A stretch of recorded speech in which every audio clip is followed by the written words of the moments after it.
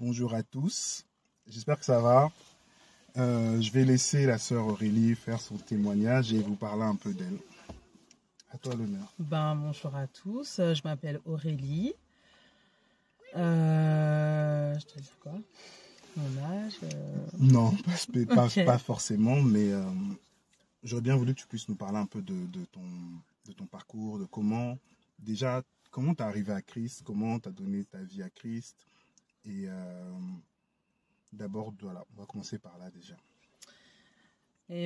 J'ai été invitée dans une assemblée en 2007 et c'est lors d'une prédication que j'ai été touchée par le message du pasteur. Il a fini sa prédication en disant sache que Jésus t'aime encore. Et ce jour-là, j'ai vraiment pris cette parole pour moi. Elle m'a touchée. Et j'ai vraiment, pour décrire un peu le moment, c'est comme si le Seigneur lui-même, il était descendu du ciel me dire lui-même qu'il m'aime encore. Et ça m'a touchée en plein cœur. Et depuis, j'ai jamais lâché le Seigneur. Mais qui étais-tu avant cette vie-là?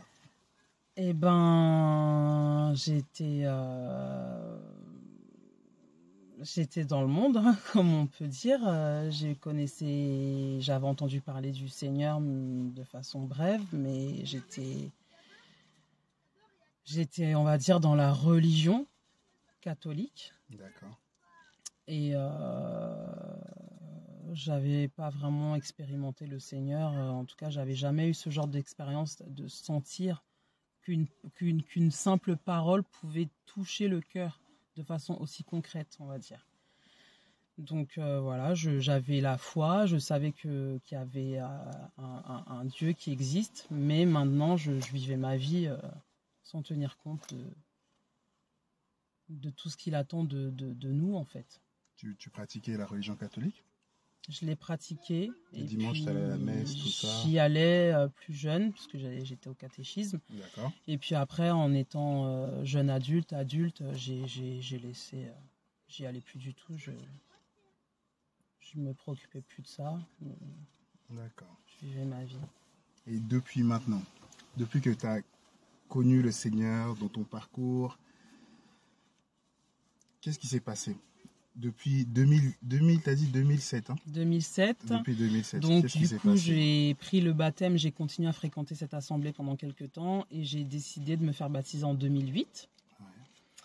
Et comme je chantais un petit peu dans le monde, on va dire, j'ai tout de suite, pour moi, c'était une évidence que j'intègre la chorale de cette assemblée. Donc c'est ce qui s'est fait et j'ai vite appris à me consacrer. J'ai appris le message de la sanctification, la consécration, et puis pour que je sois pleinement au service du Seigneur. Et du coup, j'ai parcouru un petit bout de chemin dans cette assemblée. Voilà. J'aimerais que tu puisses nous en parler, du message de...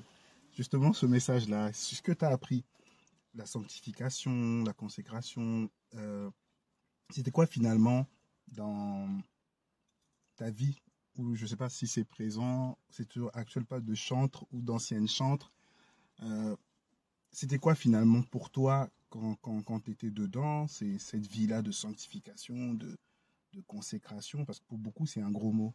Donc j'aimerais bien comprendre. En fait, ce que j'ai compris, c'est que le Seigneur, c'est pas n'importe qui, il est saint.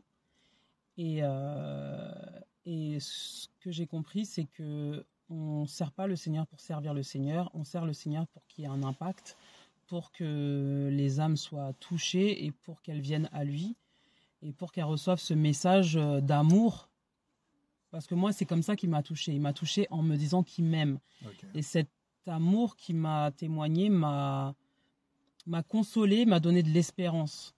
Et ça, j'ai compris qu'en fait, c'était exactement une fois que nous, on donne notre vie au Seigneur, et c'est ce message qu'on doit relayer, on va dire, pour que tout comme moi, que les autres reçoivent aussi cette espérance, cet amour, cette consolation, cette restauration. Parce que dans le monde, moi en tout cas en ce qui me concerne, j'avais conscience que j'étais pas en paix. Ouais. Et que j'avais pas cette assurance, j'avais pas on n'arrive pas vraiment à se projeter dans le monde. On vit, mais on se dit, bon, je sais pas trop de quoi demain sera fait, alors qu'avec le Seigneur, on a cette espérance et on se dit que bon, il sera là quoi qu'il arrive de toute façon et qu'il est au contrôle. D'accord. Et je voulais revenir sur un truc que tu as dit. Avec le recul maintenant, dans ton parcours, là où tu as dit tu as quitté le monde et tu es arrivé directement chantre.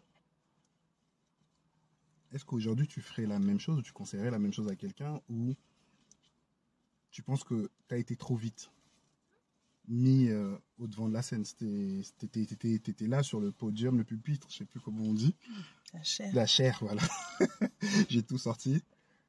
Est-ce que tu penses qu'avec le recul, c'était une bonne chose ou aujourd'hui, il faudrait procéder différemment? Je suis partagée dans ma réponse. Je dirais oui et non. Oui, parce que ça m'a donné quand même la possibilité d'acquérir une certaine maturité. Okay. Pourquoi? Parce que j'étais déterminée à suivre le Seigneur et surtout à lui plaire. Donc j'ai vraiment fait ce qu'il fallait, en tout cas avec les moyens que j'avais, pour faire le service du mieux que je pouvais, c'est-à-dire dans la meilleure des prédispositions possibles. C'est-à-dire, par exemple, je donne un exemple concret, je savais très bien que je fumais avant dans le monde, je savais très bien que je ne pouvais pas faire ce service en continuant à fumer. Donc, et je savais aussi que je ne pouvais pas arrêter de fumer par moi-même. Donc, du coup, qu'il fallait que ça impliquait que je me rapproche du Seigneur pour qu'il m'aide. Et si je me rapproche du Seigneur, forcément, il va m'aider, tout simplement, et il va m'aider à faire ce nettoyage en moi et guérir ce qu'il y a à guérir en moi, m'apporter cette paix, cette assurance, etc. Et en même temps, je dirais non aussi parce que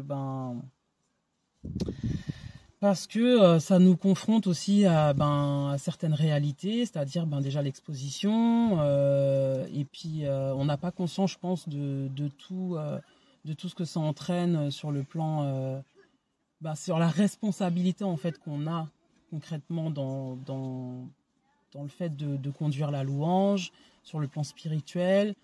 Et sur l'aspect aussi de l'orgueil, de se mettre en avant, de waouh, elle chante et tout, etc. Je pense que ça, on n'a pas suffisamment conscience de tous ces aspects-là quand on rentre d'emblée comme ça, comme moi, en étant jeune chrétienne, jeune convertie plutôt dans ce truc-là. Donc là, sur la balance, ça ferait quoi? Je dirais non. Ça peut attendre. Je suis totalement d'accord avec toi parce que dans tout ce que j'ai pu voir ou vivre, et moi-même de manière personnelle, chanter comme ça devant les personnes ou s'exposer devant des personnes, ça conduit à des grands risques. Ça conduit à des grands risques et beaucoup explosent en vol. Beaucoup explosent en vol d'une part avec l'orgueil, la recherche de la performance. Ensuite, on veut plaire aux gens. Donc, forcément, quand un vase n'est pas encore propre ou nettoyé, comment Dieu peut l'utiliser de manière correcte? Et comment ce vase-là peut être efficace? Et il y a aussi un transfert qu'on fait aussi souvent, c'est qu'on a systématiquement tendance à reproduire ce qu'on faisait dans le monde quand on arrive en Christ. Il y a des personnes, ils chantaient dans le monde, forcément, en Christ, il faut aussi chanter. J'ai fait la même chose, c'est vrai que je disais que dans ma propre expérience, je pensais que comme dans le monde, je faisais du rap, du truc, etc. Il fallait que Jésus avait besoin de mon talent parce que mon talent était pour lui. Jusqu'au jour lui-même, il me dit, mais je t'ai jamais demandé de chanter en fait. Jusqu'au jour, il m'a dit, mais ce que tu me sers sur le plateau, en fait, tu te sers toi-même parce que ton cœur n'est pas préparé justement à me donner ça. Et à partir de là, finalement, tu vas te rendre compte qu'on s'expose à l'ennemi et à la corruption de notre âme, à la corruption de notre chair en faisant ces choses-là en fait. Parce qu'on le veuille ou non, quand on tient un micro, quand on chante ou surtout quand on lead, on veut plaire aux autres.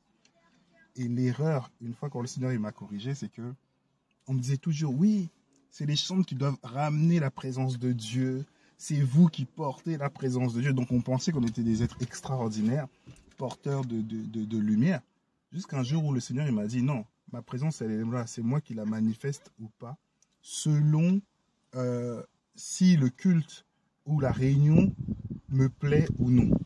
Donc le chant n'emmène pas la présence de Dieu en fait. Mais la présence de Dieu se manifeste ou non selon ce que nous on fait, la disposition de nos cœurs. Si on est là, mais sa présence elle est toujours là. Mais le chant n'est pas lui porteur spécial de la présence de Dieu. Dieu lui-même il siège. Il dit là où deux ou trois sont assemblés, en fait il siège au milieu d'eux. Et son siège est important. Quand on est là, toi et moi, parce qu'on a dit deux, c'est-à-dire que le Seigneur, si ce que nous on fait, ça lui plaît, il vient siéger au milieu de nous, automatiquement. Et à partir de là où son siège, il prend la place là, où il va manifester sa présence, il ne va pas la manifester selon la situation et selon ce qui lui plaît ou non. Mais ce n'est pas le chantre spécial qui va ramener quelque chose, quoi. Et ça, c'est vraiment des idées reçues qui gonflent la tête, justement, des chantres, des chanteurs, de tout ce que tu veux. Et juste une fois, jusqu'à ce que le Seigneur un jour me donne cette phrase en me disant, mais en fait, tu sais pas chanter devant mon trône, tu sais chanter devant des hommes. Et je savais chanter devant des hommes déplacés, etc. Dans des salles de concert. On m'a montré, oui, il faut aller à gauche, il faut faire ça, tenir le micro comme ça. Mais le Seigneur il m'a dit, en fait, tu sais pas chanter devant mon trône. Et jusqu'à ce qu'il fasse ce travail-là, ça m'a mis quasiment 5 ans. 5 ans pour que j'apprenne à chanter devant le trône du Seigneur. Est-ce que tu imagines? Et là, je chantais plus. Et c'était vraiment un long travail, quoi. Mais lui-même, il tenait les tenants et les aboutissants. Et c'était... c'est cette parole-là par rapport aussi au centre. S'il y a des chantres, des chanteurs, tout ce que tu veux, des chanteuses, je sais pas qui, nous écoute par rapport à ça. Et ensuite, dans ton témoignage. Ensuite, j'ai fait mon bonhomme de chemin, comme on dit, et puis j'ai rencontré mon mari, qui est venu en tant que visiteur. Ensuite, il a accepté de donner sa vie au Seigneur. Il est passé par les eaux du baptême, et ensuite, il a commencé aussi à être formé aussi, assez rapidement d'ailleurs, pour la prédication. Okay. Donc voilà. C'est un truc qui ça arrive souvent aussi. Souvent les chantres dans les églises, on rencontre toujours les visiteurs. Ouais. Non, t'as jamais remarqué ça? Non, j'avais pas remarqué. Franchement, ayant connu plusieurs personnes, c'est souvent comme ça. La personne elle chante, forcément comme elle est exposée, la personne elle fait ses calculs, sort la calculatrice. Ah ouais, je vois. Donc elle garde la personne en cible. Et c'est beaucoup plus simple en fait. C'est ça. C'est quelque chose qui s'est tellement reproduit que, en fait, pour la petite histoire, il y a une sœur qui un jour, pareil, active dans l'église, etc. Et un jour, il y a un gars, moi je dis un gars qui vient et il la remarque. Maintenant, il vient comme fermé, c'est quand même la chantre du Seigneur, voilà quoi. Donc le Seigneur avant tout ça.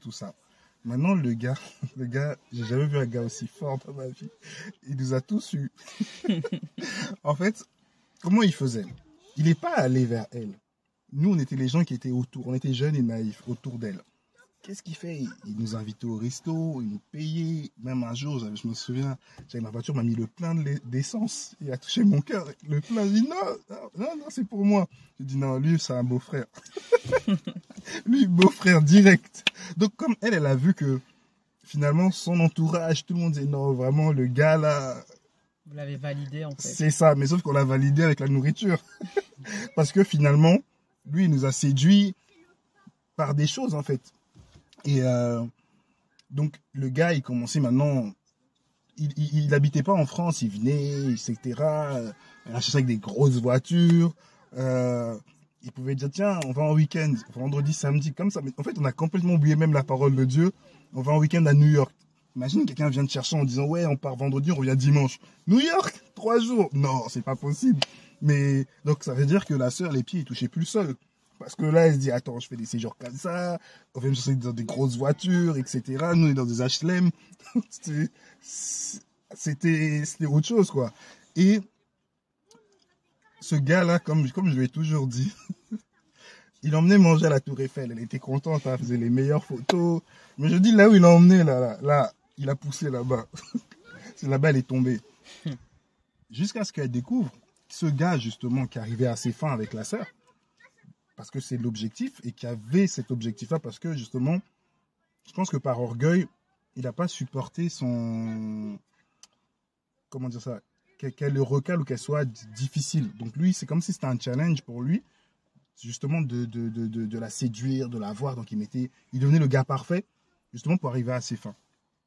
Et puis un jour, la sœur, elle apprend quoi, que il était marié, qu'il vendait de la drogue, le pompon. Et en gros, tout son monde s'est écroulé. Tout son monde s'est écroulé parce que justement, elle avait basé tout sur elle, tout le monde l'avait validé, donc forcément, c'était le prince charmant, quoi. Et elle, dedans, oui, c'était la chantre, elle a prié, elle a demandé au Seigneur la volonté, mais son cœur était déjà orienté, parce que son choix était déjà fait. Donc forcément, peu importe les signes que le Seigneur pouvait donner ou dire, son orientation était déjà... Il ne discernait plus vraiment. Non, c'était pas possible. Donc c'était l'une des petites histoires des chantres qui pouvait y avoir, mais c'est vraiment l'exposition à ce moment-là. Et il faut être prêt. Il faut être prêt et pas se faire piéger par rapport à ça. Continuons. Et ben ensuite, donc voilà, étant donné que j'avais quand même des responsabilités dans l'assemblée, que j'étais quelqu'un d'assez avenante et que j'étais bienveillante, je voulais vraiment que les visiteurs se sentent bien, qu'ils aient aucun problème à venir vers nous pour pour un suivi ou même pour avoir des réponses à des questions sur la doctrine, etc. Ouais. Donc moi, j'avais donné mon numéro de téléphone et j'avais dit à cette personne, n'hésite pas à m'appeler si besoin, si tu as une question, peu importe la question, n'hésite pas, voilà, en pensant, en voulant bien faire, quoi. Et en fait, on est rentré en contact comme ça et de fil en aiguille, les sentiments se sont installés, etc. Et après, pour moi, c'était une évidence que ça allait être mon mari et pour lui aussi. Donc on savait déjà que ça allait faire les choses dans les règles de l'art. Donc il n'était pas question de se côtoyer comme ça en dehors du mariage. Ouais. Et on s'est mariés un petit peu, à peu près un an et demi après. Ok. Ouais. Et aujourd'hui, ta marche avec le Seigneur. Depuis ces années. Eh ben, ma marche avec le Seigneur, ça a été un combat depuis. D'accord. Un combat. Voilà. J'ai l'impression de ne pas avoir fait pour le Seigneur ce que je devais faire. Parce que pendant toutes ces années, j'ai eu l'impression de devoir lutter, ne serait-ce que pour rester debout. Voilà. Des fois, on a l'impression, par exemple pour une personne qui vient d'arriver, que ceux qui ont tenu depuis des années, avec le temps, ça devient plus facile. Tu penses que c'est le cas? Non. Je pense que ça devient de plus en plus difficile. En fait, il y a deux réponses. Ça devient plus en plus difficile parce qu'on grandit, on mûrit, forcément les attaques et les difficultés deviennent de plus en plus difficiles aussi parce que notre foi, elle est censée grandir. Hein. Ouais. Donc forcément, après, notre foi, elle est éprouvée de plus en plus intensément. Et en même temps, c'est plus facile parce que on apprend aussi, on s'exerce au fil du temps à persévérer, et puis le Seigneur, il se révèle aussi petit à petit dans notre marche à chaque fois, dans des situations. Il nous montre toujours qu'il est là, qu'il est fidèle, il nous sort de certaines situations. Donc en fait, on ça devient facile parce qu'on sait que de toute façon, il est là. Donc en fait, c'est paradoxal. Ça devient de plus en plus difficile de marcher avec le Seigneur. Mais en même temps, on a moins de mal à rester attaché au Seigneur parce que, enfin, je sais pas si tu vois ce que je veux dire, ça contredit un petit peu ce que je dis, ou je l'exprime mal, mais en tout cas, on sait que le Seigneur, il est fidèle en fait, parce que justement, on l'a expérimenté ça d'année en année, et on sait qu'il est là. Mais en même temps, les combats deviennent de plus en plus durs. Mhm. Je sais pas si tu... Oui, je comprends. Si... Non, tu t'exprimes bien. Non, voilà, c'est un peu ça. Tu t'exprimes bien et tu te réponds à toi-même parce que justement, le Seigneur, il nous prévient de base, il nous dit que c'est un chemin étroit, c'est un chemin rocailleux, ce ne sera pas facile. C'est comme cette base, là où souvent je dis à mes enfants, la vie, c'est pas un long fleuve tranquille. De base, vous savez que la vie, elle n'est pas facile, la vie, elle est difficile. De temps en temps, on a des moments de paix. Des fois, il y a des houles, des fois, il y a des vagues, des fois, il y a des pierres qu'il faut éviter. Donc, il y a des moments, en fait. Et nous, on a toujours cette impression que, justement, dans la vie chrétienne, les choses doivent devenir faciles. Mais qui nous a dit ça? Parce que on nous dit qu'on est en guerre. On nous dit on a un adversaire. Donc, qui nous dit forcément que non, ça doit être comme ça. Quand tu viens en Jésus, tu auras la paix. Ouais, mais une paix que ce monde ne connaît pas. Donc, quelle paix? Parce que toi, tu cherches à prendre la paix du monde en disant, ouais, de toute façon, je dois être en paix. Mais cette paix, si ce monde ne connaît pas, on dit qu'il surpasse toute intelligence. Pas que ton intelligence n'est même pas capable de comprendre la paix de Dieu. Donc, pourquoi tu dis, mais Seigneur, je ne suis pas en paix? Non, la paix, elle est là, mais elle surpasse ton intelligence. Donc, sa manière d'agir, si toi, tu arrives à la sonder à chaque fois, ce n'est pas la paix de Dieu. Si toi, tu es capable de l'interpréter à chaque fois, ce n'est pas la paix de Dieu. Mais c'est que quand Dieu te permet de savoir qu'il y a sa paix, que là, tu t'en rends compte. Mais sinon, on ne peut pas. Et plus on avance avec lui, plus les choses nous échappent. Parce que finalement, on perd le contrôle. Et c'est là que souvent, nous, on se dit, j'ai l'impression que j'avance pas avec le Seigneur. J'ai l'impression qu'avant, c'était mieux. Mais avant, tu avais le contrôle. Aujourd'hui, tu l'as moins. Forcément, ça signifie que tu as grandi parce que c'est Christ qui vit en toi. Le but d'un chrétien, c'est un peu d'avoir une double personnalité. Finalement, c'est ça le but d'un chrétien. En fait, ce qui me fait rire chez les chrétiens, c'est que le chrétien, il est suicidaire. Parce que quand il va parler, il va toujours parler de sa mort. Oui, quand j'irai au ciel, on n'a pas peur de mourir. Si quelqu'un vient en plein dans une assemblée en disant, oui, tuez vos vies, sacrifiez-vous, soyez des... Mais qu'est-ce qu'il raconte? Mais c'est de mourir à soi, d'être un sacrifice vivant. La deuxième chose, c'est justement, un chrétien, il souffre pas, mais il a un trouble de ce qu'on va appeler de la personnalité. Parce que finalement, on ne sait pas si c'est Christ ou si c'est lui. Donc, c'est-à-dire qu'en fait, c'est contraire à ce que le monde va nous instruire.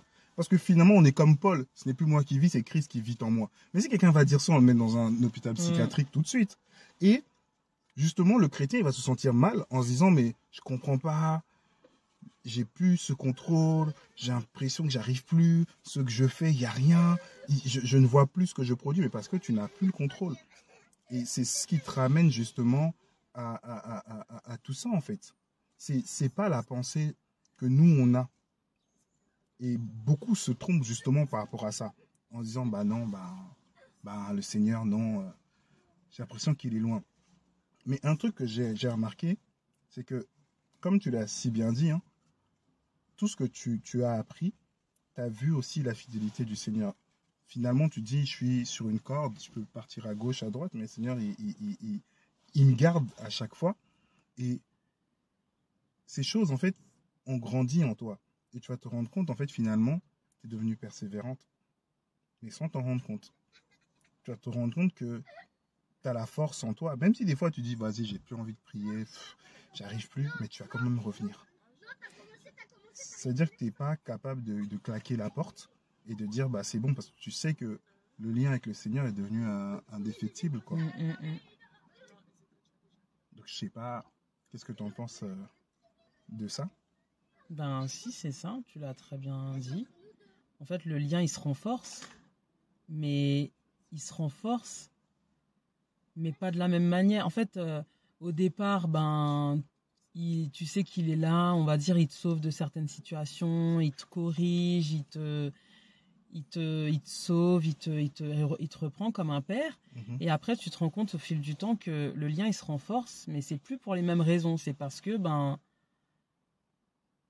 il est plus en train de te sauver, ou il est juste en train de te garder, il est juste en train de t'accompagner, de te fortifier. En fait, le lien, il est différent. L'approche, elle est différente. Cette fois-ci, c'est comme si, en fait, au départ, il te prend comme... c'est comme si, l'image qui me vient, c'est comme s'il te prend la main au départ, et il t'accompagne, on marche. Puis après, il t'a lâché la main. Ouais. Mais il est encore là, il est à côté de toi, c'est juste qu'il t'a lâché la main. Mais il dit, maintenant, avance par toi-même. Donc le lien, il est encore là, mais c'est juste qu'il se manifeste différemment. Et quelque part, malgré qu'il se manifeste différemment, tu le sens qu'il est renforcé, comme tu dis. Parce que d'année en année, ça renforce forcément ta confiance aussi en lui, ça renforce ton assurance qu'il est là, en fait. Et que... Je voudrais te partager une image pour qu'on puisse bien vraiment associer ça. Il y a pas longtemps, je pensais aux blessures, à nos blessures. Et je me disais, en fait, en vrai, nos blessures, ils partent jamais. Parce qu'on entend, mais Jésus, il guérit, Jésus, il te nettoie. Toi, depuis, tu attends le nettoyage, là, tu l'as jamais vu. Tu te dis, mais pourquoi la blessure, là, je pensais que dans le moment que j'ai pardonné, j'ai suivi tout le protocole, tout le processus, de A à Z, j'ai même jeûné parfois. Mais pourquoi ça agit toujours? Pourquoi c'est toujours là? Je ressens, Et là, le Seigneur, il vient encore une nouvelle fois me corriger en me disant, vous vous êtes trompé. Comment on s'est encore... De toute façon, on se trompe toujours de toute façon, donc on n'arrive jamais à comprendre. Et la réponse était que on est des humains. On est des êtres faits de sentiments, d'émotions. La blessure que tu as, ou les blessures qu'on peut porter, elles vont toujours être là, en fait.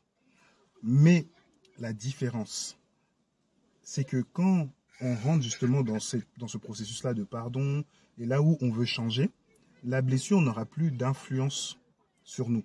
Elle ne pourra plus influencer notre comportement, nos décisions, nos choix. Si aujourd'hui tu m'as blessé et que je n'ai pas Christ, tout ce que je vais faire, si je te vois même dans le métro, je vais changer de trottoir. Je change de comportement à cause de toi. Oh non, pas elle, oh là là, je n'ai pas envie de la voir me saouler, ou oh non, elle m'avait fait ça. Donc ça veut dire que je ne reste pas dans mon attitude, mais je ne me rends pas compte que tu m'influences. Donc ça veut dire que tu es capable de m'énerver, tu es capable de me rendre triste, tu es capable de me frustrer. Donc tu es capable de tout ça sans le savoir. Imagine le pouvoir que tu as sur moi. Et si tu es quelque part, je peux passer une mauvaise soirée juste parce que tu es là. Et tout ça, c'est le poids de la blessure. Mais quand tu es en Christ, que tu sois là, là-bas, là, ici, c'est pas mon problème en fait. Je m'en fous totalement. C'est-à-dire que tu n'as plus ce pouvoir-là de faire la météo dans ma vie.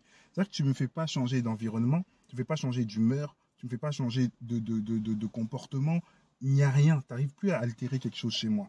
Et c'est ça la guérison du Seigneur en fait. C'est là le niveau. Et souvent, nous les chrétiens, on ne va pas voir ça. Et on va se dire, mais non, mais j'ai l'impression, quand je vois... Non, c'est ton attitude, ton comportement, ton cœur qui arrive encore à mal penser, à mal agir vis-à-vis d'une personne. Et c'est là où on va parler de guérison. C'est comme ça que ça agit. C'est pour ça que des fois, tu peux ressentir en toi, tu te dis, mais c'est bizarre, pourquoi on dirait que ça ne part pas? C'est là, mais c'est guéri. C'est-à-dire que ça ne peut pas produire du pu. La blessure ne s'infecte pas. Mais des fois, j'ai des cicatrices sur moi, et c'est ça qui est beau. Tu sais, quand on parle des meurtrissures, on dit, par ces meurtrissures, vous êtes guéris. Les meurtrissures, en fait, c'est des cicatrices. Les meurtrissures, c'est quand on a un cocard, on a un bleu. Mais c'est apparent. C'est-à-dire que c'est toujours là. Jésus, il a des meurtrissures. Parce que ceux qui témoignent, qui ont vu le Seigneur, ils voient toujours dans ses mains qu'il a des meurtrissures. Et c'est à cause de ce symbole-là qu'on est guéri. Ce qui est apparent, en fait, d'une souffrance, qui montre qu'une personne a souffert ou que son corps a souffert. Mais ça veut dire qu'elles ne sont pas parties. Elles sont visibles. Mais de la même manière pour nous, les blessures peuvent être là. On voit qu'il y a le trait, on voit qu'il y a le bleu, On voit qu'il y a la cicatrice, mais ma blessure ne produit plus rien dans mon corps. Elle est cicatrisée, mais elle est apparente. C'est exactement le même processus qu'on va nous parler de la guérison. C'est pareil. Et c'est vraiment cette image-là, là où le Seigneur, en fait, ses pensées ne sont pas les nôtres. Et nous, on veut souvent voir les choses justement dans notre angle, dans notre vie, de notre manière à nous. Mais c'est pas pareil. Donc, qu'est-ce que tu as à nous dire pour finir dans tout ça, pour nous encourager un peu avant la fin? Par rapport à mon expérience et ma marche avec le Seigneur, ce que j'ai envie de retenir, c'est que par rapport à tout ce que j'ai vécu, finalement, avec les hauts, les bas, mes capacités, mes incapacités, avec ce que j'ai compris ou ce que j'avais cru comprendre ou ce que j'ai moins compris, quoi que j'ai pu faire ou pas, ben en fait, le Seigneur, il a toujours été là et qu'il a toujours...